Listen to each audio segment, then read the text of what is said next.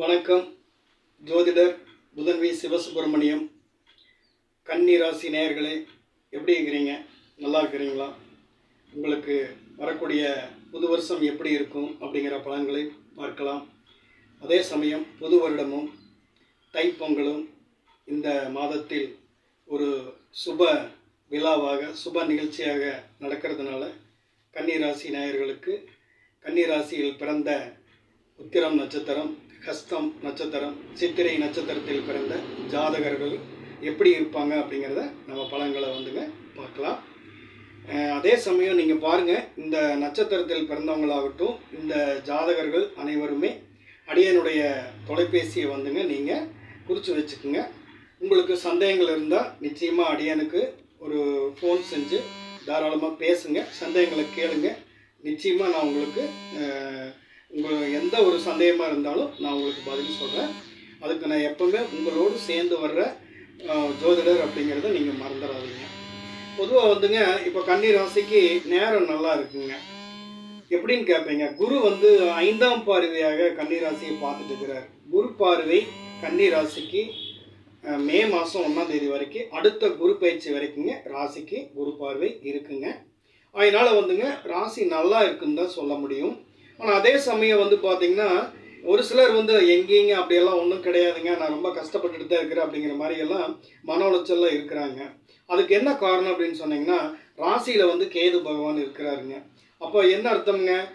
கன்னி ராசியில் சந்திரன் இருக்கிறாருங்களா, சந்திரன் கூட கேது பகவான் இருக்கிறாரா, ஆகையினால அந்த மனோகாரகன் அவர் கூட கேது சேர்ந்து இருக்கிறதுனால அடிக்கடி ஒரு சில சங்கடங்களும் மன உளைச்சல்களும் வீண் சந்தேகங்களும் சொல்கிற மாதிரி டென்ஷன், குழப்பம் இந்த மாதிரியெல்லாம் போயிட்டு தான் இருக்குங்க. இருந்தாலும் குரு பார்க்குறாருங்க, குரு பலம் இருக்குது. அதனால் நீங்கள் தைரியமாக இருங்க. தேவையில்லாத மன உளைச்சலுக்கு நீங்கள் இடம் கொடுக்க வேண்டாம். தேவையில்லாமல் யார் மேலேயும் நீங்கள் சந்தேகப்பட வேண்டாம். உங்களை மட்டும் நீங்கள் பாருங்கள், நீங்கள் நல்லா இருப்பீங்க அப்படிங்கிறது தான் இந்த ராசியினுடைய தன்மை. இப்போ பார்த்தீங்கன்னா உங்களுக்கு உத்திரம் நட்சத்திரம் அப்படிங்கிறது சூரியனுடைய நட்சத்திரம். ஹஸ்தம் நட்சத்திரம் பார்த்தீங்கன்னா சந்திரனுடைய நட்சத்திரம். அதே சமயம் சித்திரம் நட்சத்திரம் பார்த்தீங்கன்னா செவ்வாயினுடைய நட்சத்திரம். இப்போது இந்த ராசியில் இந்த நட்சத்திரத்தில் யார் யார் இருக்கிறாங்க? சூரியன் இருக்கிறாரு, சந்திரன் இருக்கிறாரு, செவ்வாய் இருக்கிறாரு. அப்போ ஆத்மகாரகன் இருக்கிறான், மனோகாரகன் இருக்கிறான், ரத்தகாரகன் இருக்கிறான். இந்த 3 பேர் அங்கே இருக்கிறாங்க. அப்படி இருக்கிறப்பங்க அந்த ராசிக்கு என்னங்க குறை? அது மட்டும் இல்லாமங்க புதன் ஆட்சி உச்சம் பெற்ற ஒரு ராசி, சுக்கிரன் நீசம் பெற்ற ராசி. ஆகையினால பார்த்தீங்கன்னா புதன் அப்படிங்கிறது எவ்வளோ நல்ல விஷயம் பார்த்தீங்களா. குரு பார்த்தால் கோடி நன்மைன்னு நாம் சொல்கிறோம். அதே சமயம் புதனை கொண்டு போய் எங்கே வைக்கிறதுங்க? புதன் இல்லைன்னா உலகமே இல்லைங்க. புதன் இல்லைன்னா உலகம் இல்லைன்னு கண்டிப்பாக சொல்லலாம்.